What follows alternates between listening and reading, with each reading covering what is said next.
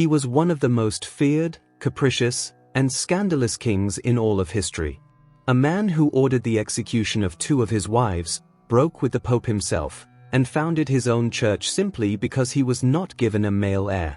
Henry VIII seemed to have it all: power, wealth, women, and a kingdom at his feet.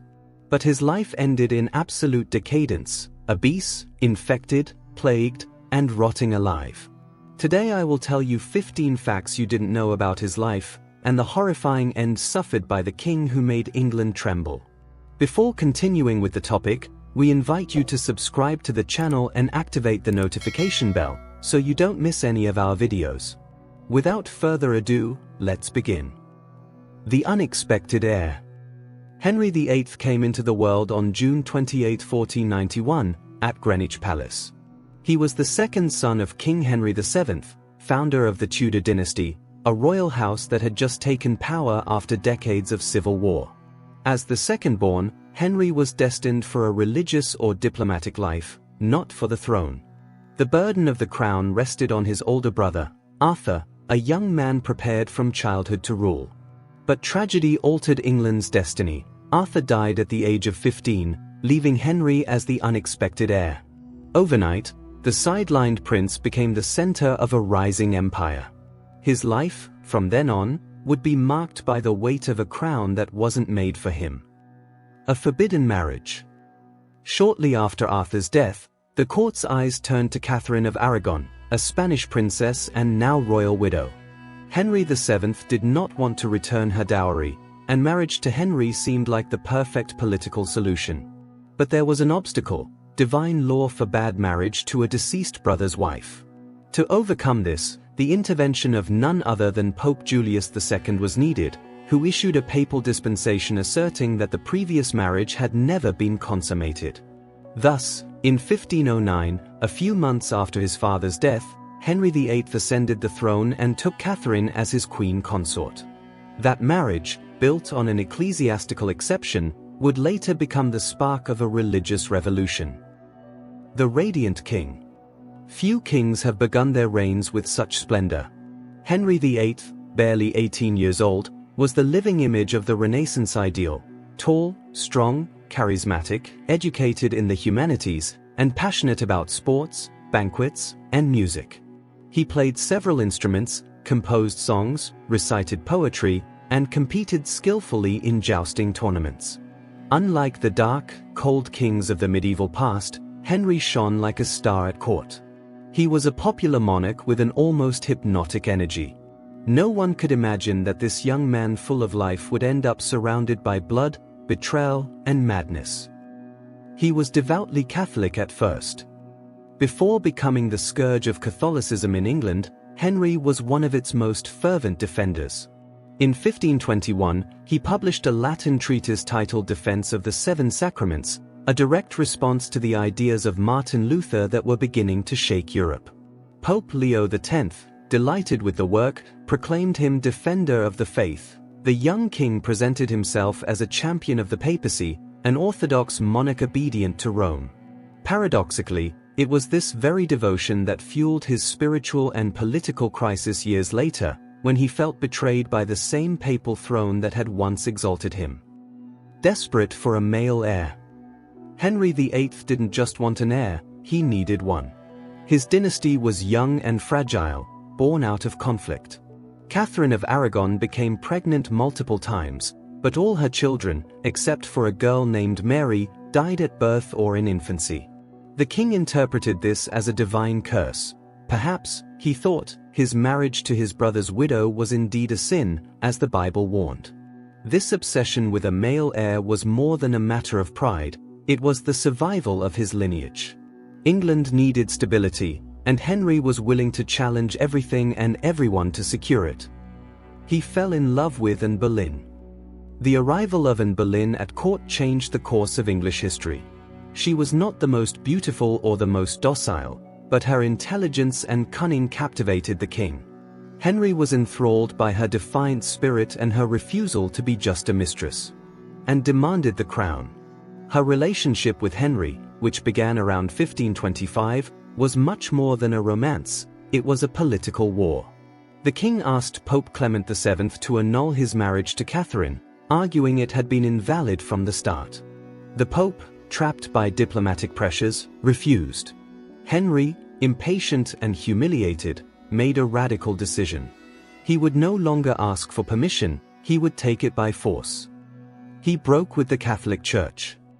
In 1534, Henry VIII broke with over 1,000 years of religious tradition in England. Through the Act of Supremacy, Parliament declared that the king was now the only supreme head of the Church of England. This act not only allowed him to annul his marriage to Catherine and marry Anne Boleyn, but it also destroyed the Pope's power on his lands. England officially separated from Rome, monasteries would be looted, dissenters persecuted, and a new era of reforms, some imposed by force, would begin. Spiritual and temporal power fused under the crown, and Henry stood as a new kind of king, one who answered only to himself. He married 6 times. Throughout his life, Henry VIII proved that love, desire, and politics were pieces of the same chessboard. His marital history became legendary: 6 women, 6 fates. He exiled Catherine of Aragon, executed Anne Boleyn.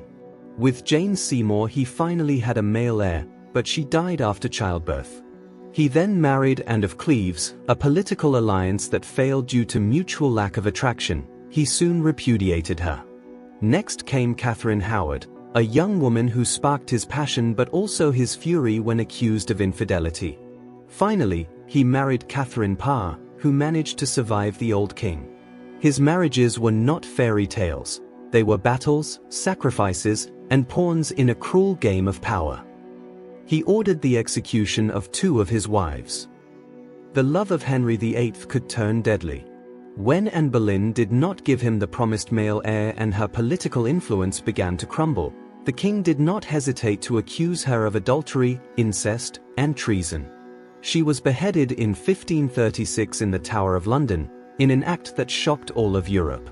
Years later, he repeated the pattern with Catherine Howard, a teenager who caught his attention and who, after being accused of having relationships with other men, was also sent to the scaffold.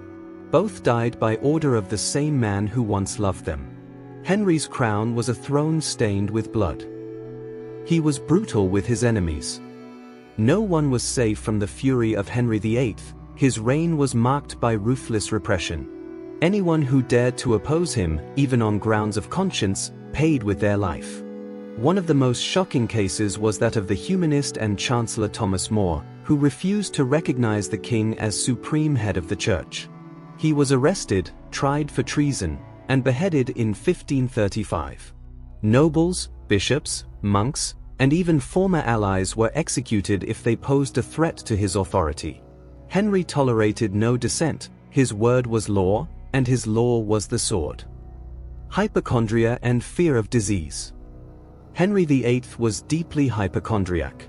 He had an extreme fear of falling ill, especially with the plague, which led him to live in constant obsession over his health. He avoided contact with sick people, frequently changed residence to escape outbreaks, and surrounded himself with doctors and unusual hygiene measures for the time. This anxiety over health not only shaped his daily behavior but worsened his paranoia, making him even more distrustful and reserved. His fear of dying young turned him into a cold, calculating, and secretive man. He became obese and sickly. As the years went by, Henry VIII ceased to be the athletic and attractive young man he once was. His health deteriorated rapidly, especially after an accident in a tournament in 1536 that left him with a severely injured leg. That wound never fully healed, and open, purulent ulcers developed, causing him unbearable pain. Since he couldn't exercise, he became extremely overweight. He came to weigh more than 180 kilos and had to be transported with pulleys.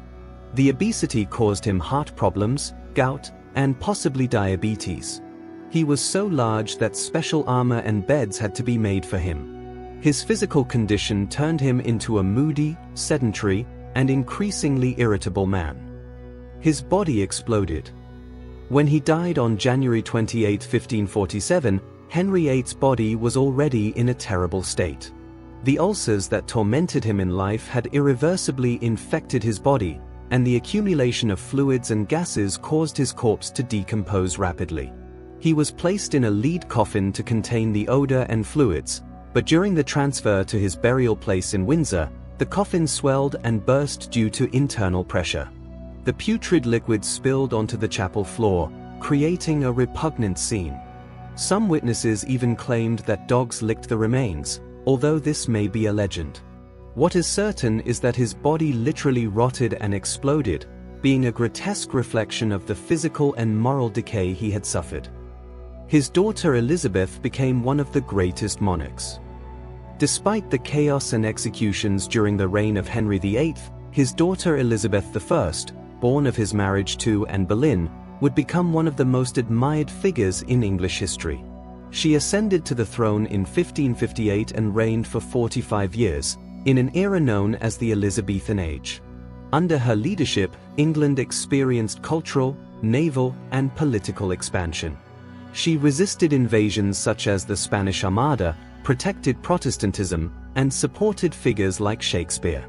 She was a shrewd, educated, and charismatic queen who refused to marry and held power firmly in her hands, leaving behind her father's bloody legacy and forging a new image of a strong and stable monarchy. The life of Henry VIII was a reflection of absolute power, brilliant in its beginnings, but increasingly marked by fear, illness, and isolation. His death was as shocking as his reign, and the state of his body symbolized the physical and political decay of his final years. In spite of everything, it was his daughter Elizabeth who transformed the Tudor legacy and led England into one of its most admired eras. Thank you for staying with us until the end of the video. Give us a like and subscribe to the channel for more historical content.